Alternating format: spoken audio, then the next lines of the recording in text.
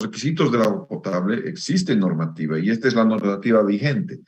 Entonces, la NB 512 es todo lo que debe tener el agua potable para que sea finalmente potable de uso consultivo. ¿No es cierto? El objeto, entonces, establece la norma, los valores máximos aceptables de diferentes parámetros, ¿no es cierto? Si pasa más allá de los parámetros que estamos viendo acá, entonces no es posible considerar el agua como agua potable, obviamente. ¿No es cierto? El campo de aplicación, ahí está, todas las aguas abastecidas con destino al uso consultivo. Entonces, esta es la normativa adicional, la 495, que son definiciones y terminología, y la 496, que se refiere a la toma de muestras, ¿no? Entonces, es eso. Los objetivos obviamente vienen por ver la salud, aquí están las definiciones, las características microbiológicas, las organolépticas, quizás esta palabrita es la que no saben ahora, porque tiene que ver con todos los sentidos, ¿no es cierto? El ser humano tiene 5 sentidos, entonces, entre 3 de ellos, sabor, color y olor, son reportados, se pueden reportar esas características, se pueden reportar para el tema de tratamiento de aguas y para el tema de caracterización de las aguas. Tenemos entonces características microbiológicas, características químicas y características físicas, ¿no es cierto? Alguna vez radiactiva, pero caramba, si tenemos radiactividad en el agua, menos va a ser considerada potable y tampoco plaguicidas, ¿no es cierto? No son consideradas. Bien, y vamos a ver algunas de las características, ¿no es cierto? Color, sabor, olor, turbiedad y sólidos totales disueltos, SDT. El color va a ser máximo aceptable 15 unidades de color verdadero. Existen unidades de color aparente y estas que están reguladas por norma se llaman unión color verdadero. Es el color que te dan los ácidos húmicos, básicamente. Esas son las unidades de color verdadero. Las de color aparente pueden ser extraídas, pueden ser tratadas, pero el color verdadero es el color intrínseco a las aguas que van a ser consideradas potables. Entonces, como valor máximo se ha establecido que esto sea 15 unidades. El sabor y olor son parte de las características organolépticas. Ya no sé si se hace o no se hace tanto este análisis, pero se tomaba un vasito y alguno que tiene buena nariz, entonces le mandaba a oler. Y ¿huele o no huele? No huele. Entonces ahí se quedaba. Pero si olía, entonces hacías dilución en 2, volvías a oler hasta que no había más olor. Entonces, pero mi sensación de olor y la de ustedes es diferente. Y entonces es un tanto que se llama subjetivo esto del sabor y del olor. La turbiedad, en cambio, puede ir hasta 5 unidades nefelométricas de turbidez. Y estas 5 unidades nefelométricas de turbidez son las que te tienen que entregar una canilla de agua, no es de planta de tratamiento. La planta de tratamiento tiene que salir con 2 unidades de turbidez. Y a la canilla de agua del usuario tiene que salir máximo con 5 unidades de turbidez. Alguito se ensucia, alguito se enturbia cuando estamos pasando por las tuberías. Los sólidos totales disueltos son aquellos que están en solución en el agua. Y esto son alrededor de 1000 miligramos por litro, el valor superior, que más allá de ellos, entonces vamos a ver alguna especie de turbidez. Algo va a pasar con los sólidos, ¿no es cierto? Entonces, vamos a ver, y aquí están sus explicaciones adicionales, ¿ya? Bien. El parámetro de temperatura se mide en el punto de muestreo y en el laboratorio a tiempo de realizar los análisis. Sirve como referencia para los análisis microbiológicos y para el cálculo del índice de Langelier. Si La temperatura en el transcurso de que has tomado la muestra hasta que ha llegado al laboratorio, ¿ha sufrido algún cambio? Estamos fregados, ¿no es cierto?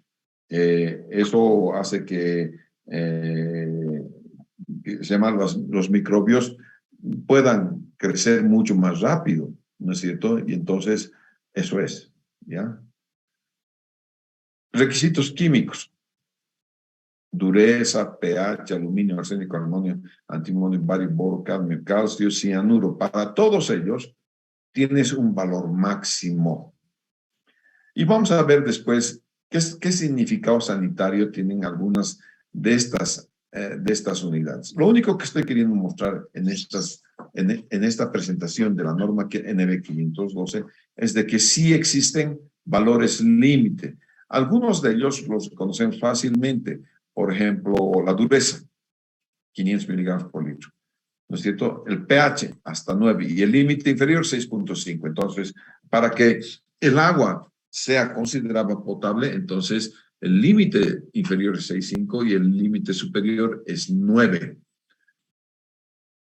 Obviamente, después existe el amoníaco NH3, 0.5 miligramos por litro, y un valor mayor.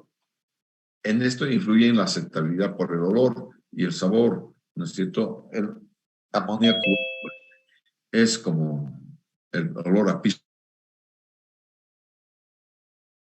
del amoníaco, ¿no es cierto? Y después tienes algunos otros que son más significativos para el agua de riego, por ejemplo, el bario, el boro es significativo para el agua de riego. Este calcio también utilizamos mucho en análisis de agua, porque el calcio y el magnesio son responsables de la dureza, ¿ya? El cloro residual, 1 miligramo por litro, límite inferior 0.2, ¿ya? Nosotros decimos que si estamos entre 0.2 y 0.5 estamos bien, pero puedes llegar a 1 miligramo por litro. Alguna vez en nuestras casas hemos abierto la canilla del baño y de repente vemos que es una cosa lechosa, ¿no es cierto? Blanca. Eso es cloro, ¿no es cierto? El cloro, entonces han hecho una supercloración y eso se puede ver en el cloro. Cloruros le dan sabor salado. El cromo, si tienes afectación de industrias como por ejemplo el cuero. Hierro. El hierro es otra de las cosas que tenemos en Cochabamba. El hierro viene casado siempre con el manganeso, hierro y manganeso, hierro y magnesio, sí. Uno le da color rojizo, el otro le da color negro, ¿ya? Entonces, ambos tienen que ver con la calidad del agua, ¿no? Hierro y magnesio. El mercurio, obviamente, es venenoso y es un metal. El mercurio es el único metal líquido, ¿no es cierto? Y como no es biodegradable, entonces cada vez que vas ingiriendo agua con mercurio, te vas envenenando poco a poco. No se olviden que la explotación del oro en Bolivia se hace con amalgama y el amalgama es uso de mercurio básicamente. Entonces, por eso es que los que extraen oro, sobre todo, eso, parece que hay chinos extrayendo oro en el Illimani. Hombre, están envenenando nuestras aguas, ¿no es cierto? Los nitritos y el nitrato. Primero viene el nitrógeno mononácar, ¿no es cierto? Este viene nitrógeno mononácar. Este viene en forma de gas o en disolución, dependiendo del pH, ¿no es cierto? Después se oxida y cuando se oxida a nitritos. Vuelve a oxidarse y se oxida a nitratos. ¿Ya? Entonces, es esa más o menos cómo varía el nitrógeno en medio. ¿Ya? Plomo, selenio son metales, nuevamente son no biodegradables. Sulfatos tienen que ver con el cemento más que todo, más allá creo que de 50 afecta el cemento, afecta a la calidad del cemento, ¿ya? Aparte de que más allá de 400 ya nos afecta a nosotros, además huele a demonios cuando hay sulfato, ¿no? Compuestos orgánicos, todos son benéficos. Y no creo que debería, esto creo que ha cambiado ahora últimamente en la norma, porque ya 0, Punto. No hay chance de que puedas tener esto, ¿no es cierto? Y los plaguicidas, esto sí ha cambiado. Esto es cero. No puedes tomar agua que tenga plaguicida, pues, ¿no es cierto? Entonces se hace cero. ¿Ya? Entonces, ahí tienes algunas, menos radiactividad, 0.10 berkelios por litro. Anda, que vas a estar tomando agua radiactiva. Además, aquí no tenemos nada de radiactividad por el momento, ¿no es cierto? No se olviden que en La Paz no sé qué tanto habrá avanzado, pero tenemos un reactor nuclear, o tendríamos que tener un reactor nuclear de usos medicinales, hecho por rusos, Rosatom, se llama la agencia rusa de energía nuclear, se llama Rosatom, y tenía que poner un reactor en el auto. ¿Qué tanto habrá avanzado? No tengo ni idea, ¿no es cierto? Bueno, esos son entonces, esta es la norma 512. Pero aparte de la norma 512, tenemos el reglamento. ¿Ya? Y en el reglamento, la norma simplemente es el marco, ¿no es cierto? Y en el reglamento tenemos cómo hacerlo. Estos parámetros de control mínimo son los que la APS, la Autoridad de Agua Potable y Saneamiento, te controlan de manera diaria.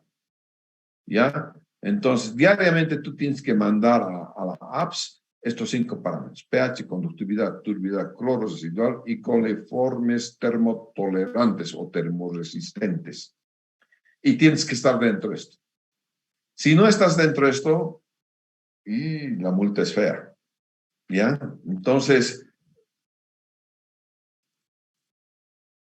cada ESA tiene un contrato con la APS y un contrato de calidad y cantidad de agua.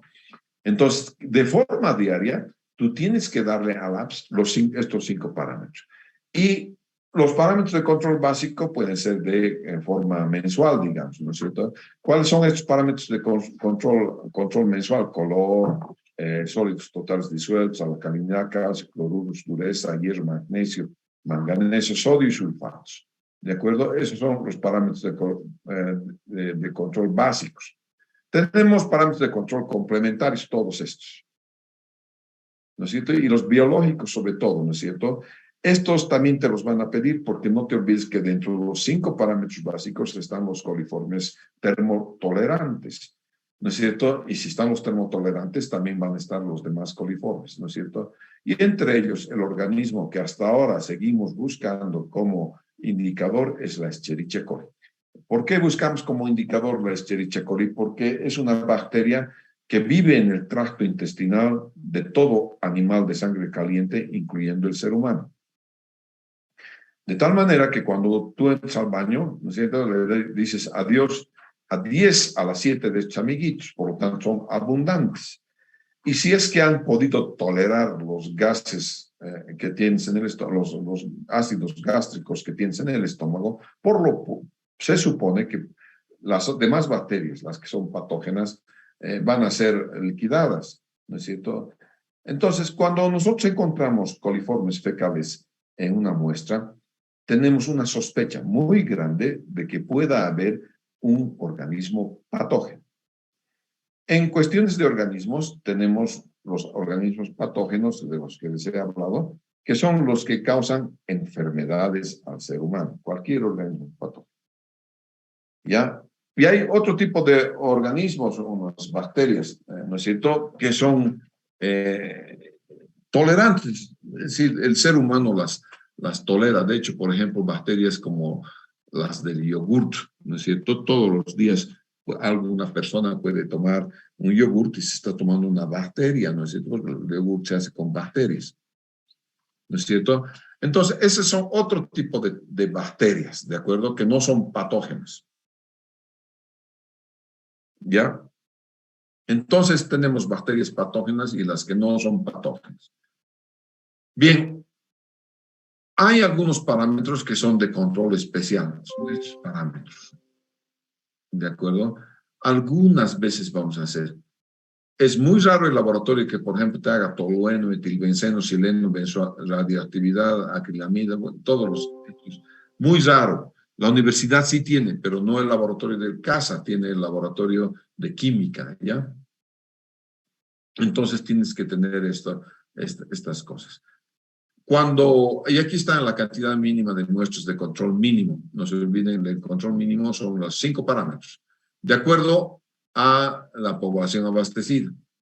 ¿De acuerdo? Entonces, ¿qué viene? El apps viene algunas veces y sin avisarte, entra y se va a cualquier medidor de agua. En el medidor de agua saca un poco de agua y analiza. Y analiza esos 5 parámetros. ¿Sí? No confía tampoco en que solo la EPSA vaya y le muestre, digamos, los parámetros diarios. ¿No? Entonces, bueno, como no confía, entonces sacan muestras, ¿no es cierto? Y ve que esos 5 parámetros estén dentro de la norma. Las bacterias que no causan problemas al ser humano se llaman saprofíticas. Entonces tenemos 2 tipos de bacterias nuevamente. Una bacteria que es saprofítica, que no causa daño al ser humano, vive en nosotros, la Escherichia coli entre ellos, y es responsable de la digestión, a pesar de que el aumento inconmensurable del número de Escherichia coli te da una disentería tremenda, una diarrea mortal, ¿ya? En cambio, las otras patógenas no necesitas mucho para que te alcances la dosis infectiva, ¿ya?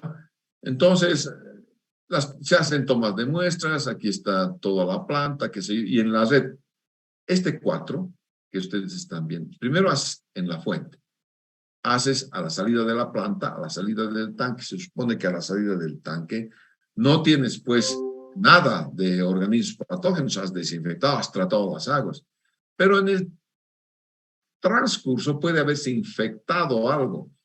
Es por eso que nosotros dejamos un cloro remanente, cloro residual. Ese cloro residual se encarga entonces de desinfectar absolutamente todas las tuberías, de tal manera que cuando estás en el punto 4, en tu casa, es decir, y en el punto más alejado de la red, de la planta, ¿no? Esta es la planta, el punto más alejado es este 4 o este 4. En esos puntos debes tomar la muestra. Y cuando tomes la muestra en esos puntos, vas a darte cuenta si el agua es realmente potable o no. ¿De acuerdo? Entonces, esta es la frecuencia. Esto sirve solamente para la EPSA, pero es bueno que ustedes sepan porque algún rato uno de ustedes puede estar manejando una planta de tratamiento o una empresa de agua, ¿no es cierto? Y estas son las recomendaciones que se tienen para la toma de muestras, ¿ya? Y eso son, lo demás no tiene que ver con ustedes, va a tener que ver con la EPSA, ¿no es cierto? Y cómo el reglamento te indica las sanciones que puedes tener por el incumplimiento de cualquiera de los parámetros que se tienen establecidos en el reglamento. Muy bien.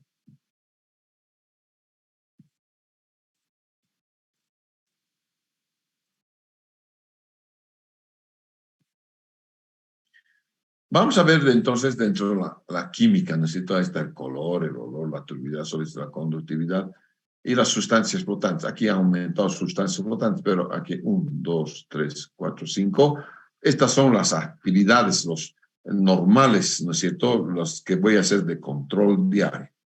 Entonces, una cosa es contaminación fuente, los usos que se tienen, los residuos y los contaminantes, y el impacto se va a dar en los ríos, lagos, mares. Hay que diferenciar entre polución y contaminación. Contaminación es cuando las aguas tienen alguna sustancia o elemento que causa daño al ser humano. Polución no. Polución es cuando las características físicas, sobre todo del agua, han cambiado, de tal manera que el uso para el cual estaba destinada el agua ya no es más. Por ejemplo, si tengo una industria que descarga agua caliente, pero sin bacterias, sin nada, dentro los parámetros físico-químicos, dentro lo que es la normativa, solamente la temperatura ha aumentado. Donde tú descargas ya no podrían vivir peces, por ejemplo, ¿no es cierto? Porque los peces están acostumbrados a una cierta temperatura. Entonces, esas aguas ya no tienen el uso primario. Eso se llama polución. Contaminación es entonces cuando las aguas van a causar daño al ser humano, ¿ya? Entonces, hay fuentes de contaminantes que son puntuales y hay fuentes que no son puntuales. Por ejemplo, una fuente puntual es la descarga de una industria en un punto determinado en el río. Eso es una fuente puntual. Una fuente no puntual viene de la lluvia, por ejemplo, una lluvia ácida. Esa es una fuente no puntual porque está contaminando un área grande. A veces tenemos contaminaciones no puntuales agrícolas, ¿no es cierto? Porque, claro, los campos agrícolas son grandes, grandes, grandes y hemos utilizado mucho herbicida, tenemos sólidos, tenemos pesticidas y tenemos residuos de nitrógeno y fósforo, que son los constituyentes de, que se llaman los fertilizantes. Principalmente los fertilizantes son a base de nitrógeno y fósforo, ¿no es cierto? Esas son. Entonces, los contaminantes pueden ser inorgánicos, orgánicos, biológicos y radiológicos. Vamos a ver un control de contaminantes.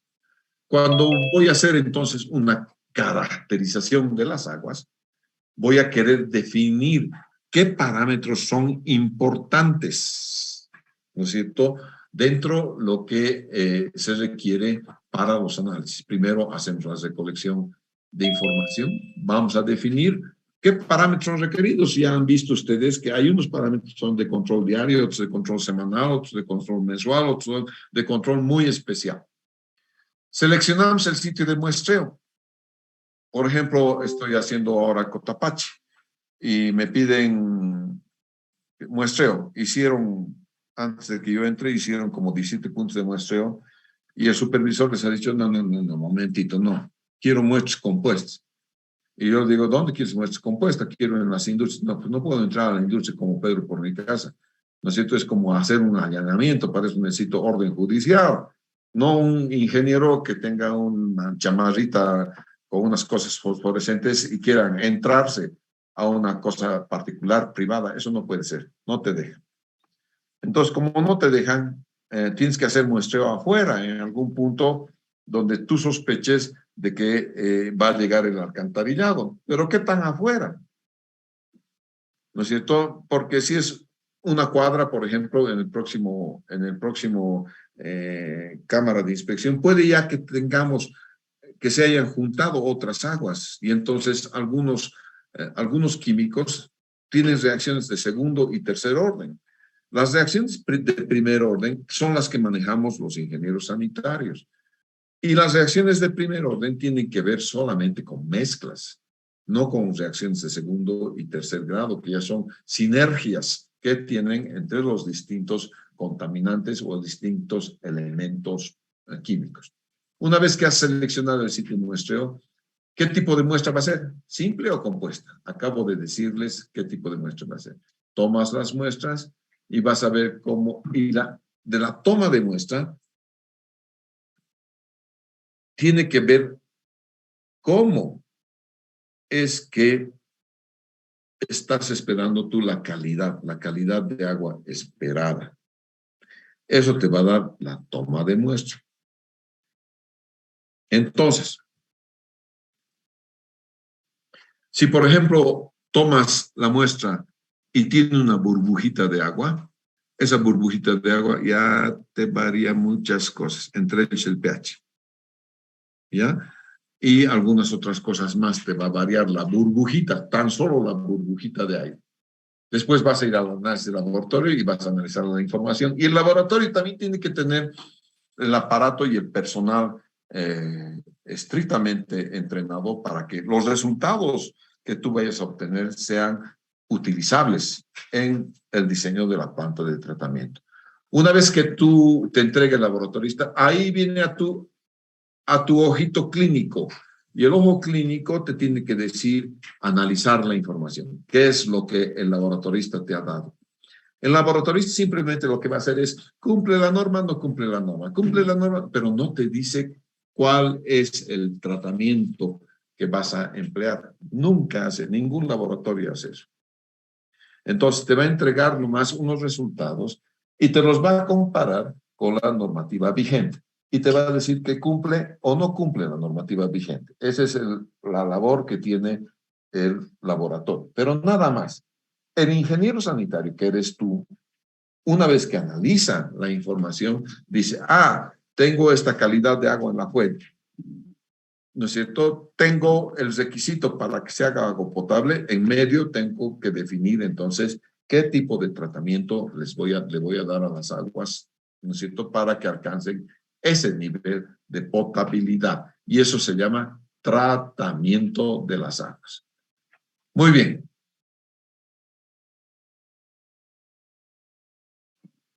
Todo esto está, por favor, en su Classroom, ¿ya? Veamos algo más. La turbidez es un parámetro importantísimo. La planta de tratamiento que vayamos a diseñar se diseña en base a turbiedad. Ya van a ver entonces ustedes cuando estemos haciendo los diseños de los sedimentadores, los procuradores o los filtros, lo que nosotros queremos es decir, tiene tanta turbiedad y hay que saber de qué clase de turbiedad voy a tener. Entonces, toda esta turbiedad se aplica a las aguas que tienen materia suspendida y coloidal, ¿no es cierto? Lo que es coloidal, eso puedes esperar sentado unos 200 años, ¿no es cierto? Y no se va a sedimentar. Porque el coloide tiene una característica importante que se llama superficie específica.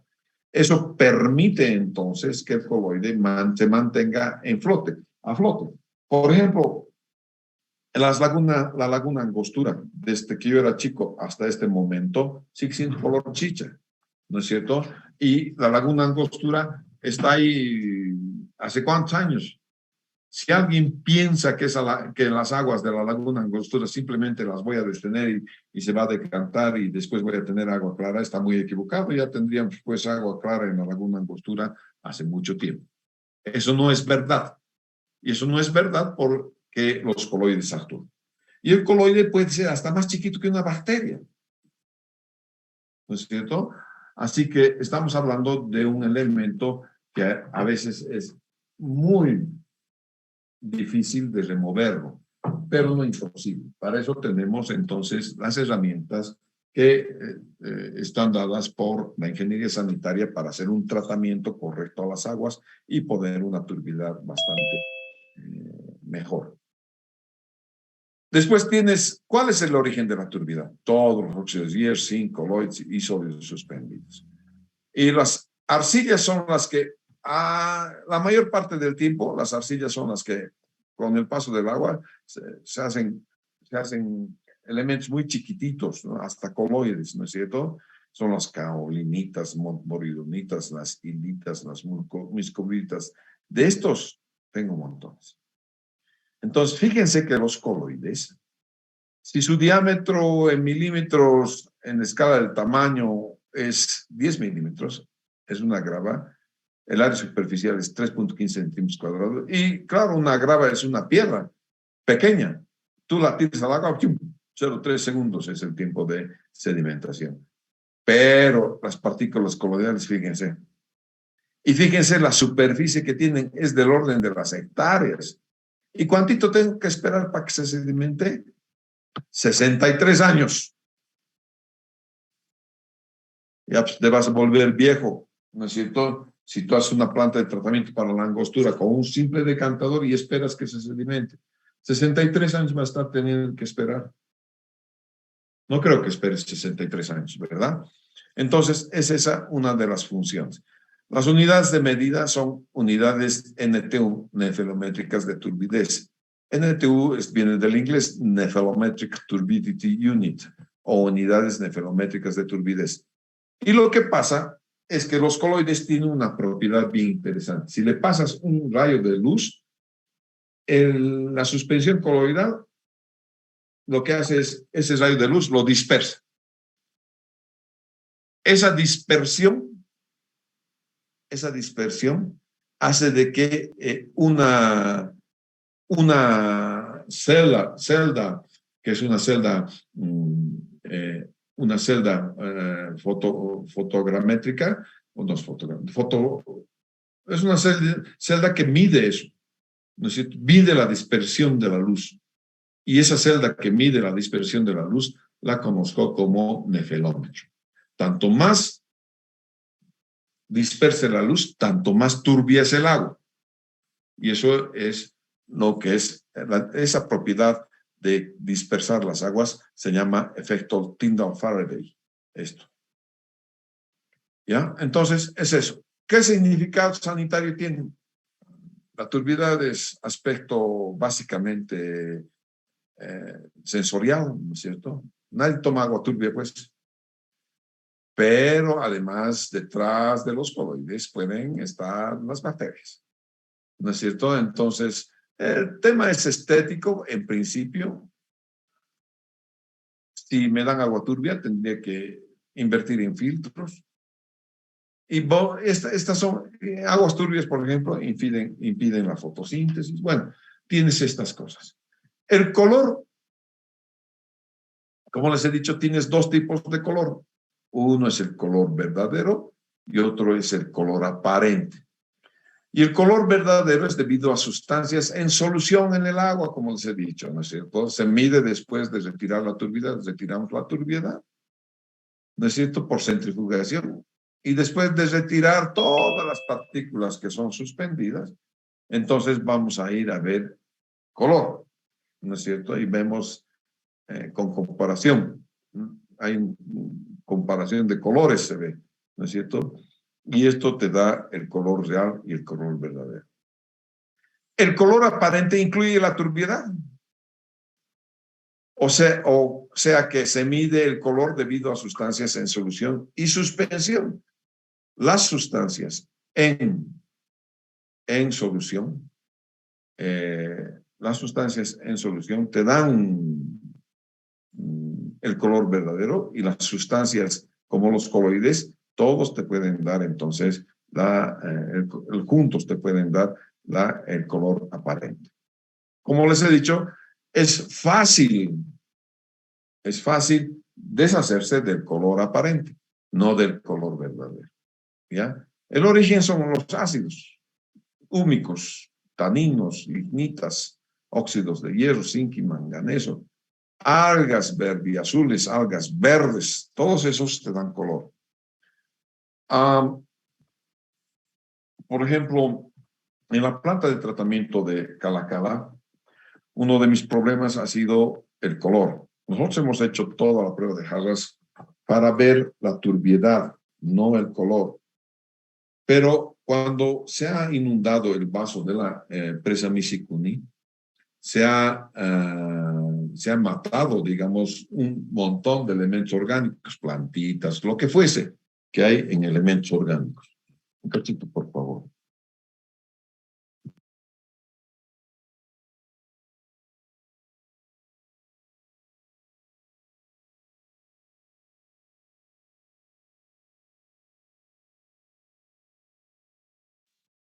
Ya.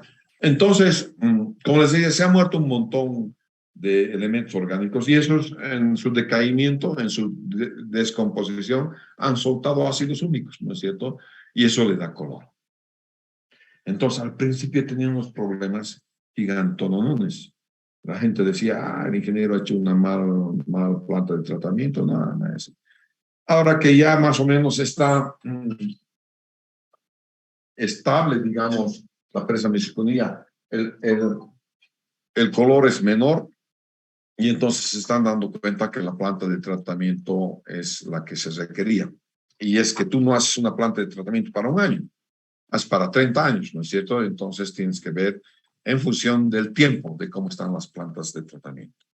El origen es eso, vegetal o mineral, ¿no es cierto? Y las unidades son platino cobalto, ¿cómo es eso? Aquí está, miligramos por litro de platino cobalto, ¿no es cierto? Es un color, ¿ya? El color se mide a través de colorímetros en tubos Nessler. El tubo Nessler es un tubo cuadradito, completamente cuadradito. Y tiene dos tubos. Un tubo que está cerrado por arriba, que parece que te hubiese una gotita por arriba para agarrar el tubo Nessler. Y ese es la muestra patrón. Tú introduces esa muestra patrón, cereas, haces 0 en tu aparato, sacas la industria patrón y en otro tubito también cuadrado llamado Nessler, viertes tu muestra, metes al colorímetro y entonces ahí automáticamente te va a dar cuánto de color tienes, ¿ya? Entonces, esa es la manera de medir color. Su significado sanitario mismo que la turbidez, es estético, ¿no es cierto? El color verdadero son hasta 15 nomás, ¿no es cierto? Aquí deben ser, este color que dice la OPS, es hasta todos los colores, ¿no es cierto? Todos son color verdadero y color aparente. Ya, la remoción por oxidación con permanganato, por coagulación, por paso a través de leche carbón activado, por filtración con antracita. Normalmente tenemos coagulación, filtración en una planta normal, en una planta normalita. Tenemos las dos cosas, coagulación y filtración. Olor y sabor, que huele, ¿no es cierto? Eso son características organolépticas, ¿no es cierto? El sabor, bueno,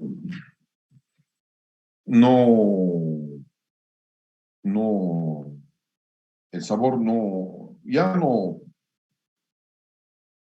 analizamos mucho el sabor, porque imagínate que tienes un agua contaminada, le das a un chango pues normalmente son los changos los que hacen olor y sabor, le das unos auxiliares para que haga el sabor, le has contagiado, y puedes haberle contagiado con algo medio grave, entonces ya no hacemos sabor básicamente.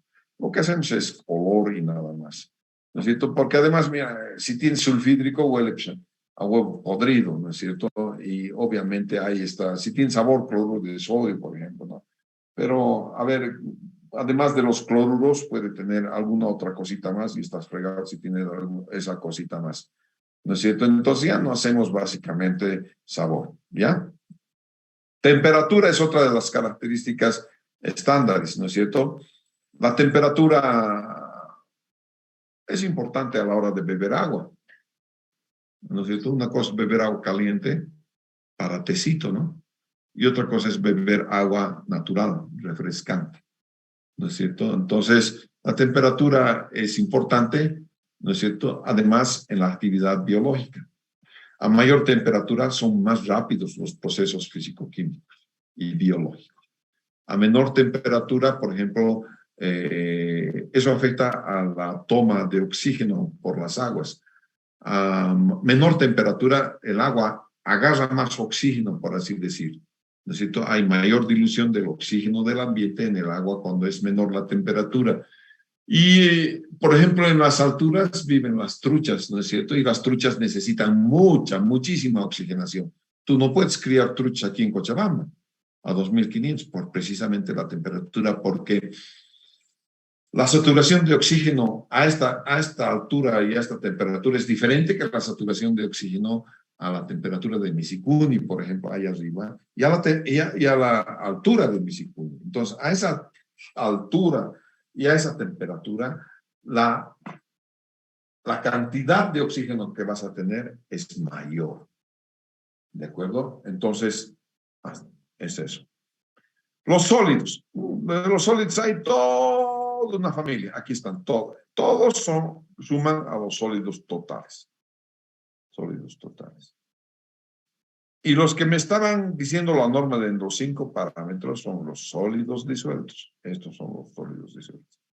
Y específicamente me están diciendo los sólidos disueltos totales. ¿No es cierto? Entonces, dentro de los sólidos hay los sólidos suspendidos y los sólidos disueltos. Básicamente tenemos dos grandes grupos, ¿no es cierto? Y entre ellos tenemos sólidos totales, sólidos filtrables y sólidos volátiles, ¿no es cierto? Y ahí, claro, si puedes filtrar sólidos, se van a quedar en un papel filtro Wattman, ¿no es cierto? Los secas, ¿no es cierto? Los sacas y entonces vas a tener los filtrables. Y si quieres los volátiles son de origen orgánico, los metes a una mufla a 600 grados, por aquí debe estar, aquí está. Necesito una mufla a 600 grados y todo lo que es orgánico se volatiliza. Así que no te entres tú a una mufla que tenga 600 grados. o si te han metido a una bufla de 600 grados, te volatilizas, te vuelves nubecita, ¿no es cierto? Así que esas cosas se tienen entonces reacción de acción. Esta cartita que están viendo ustedes de sólidos, entre los totales, los filtrables y los volátiles, fíjense, de estos tres existen los suspendidos y los disueltos. Y de esos existen la misma gama, totales, filtrables, volátiles, totales, filtrables, volátiles. Entonces, lo mismo que aparece aquí, aparece en cada uno de estos grupos. ¿Ya?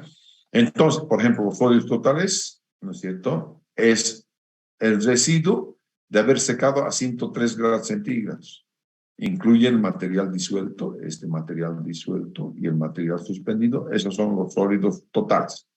Sólidos suspendidos son residuos no filtrables o material no disuelto. ¿No es cierto? Son los sólidos suspendidos. Y todo lo que son sólidos disueltos son el residuo filtrable. Ya son el residuo filtrable. Los disueltos los puedo filtrar, entonces. Y de eso trata la normativa, ¿ya? De analizar los sólidos disueltos totales. Bien, hasta ahí por hoy, por favor, ¿ya? Entonces, el lunes vamos a seguir nuestra clase. Muchas gracias, señores. Ingeniero, ¿lunes virtual también o va a ser presencial? No, presencial. Gracias. Hasta luego.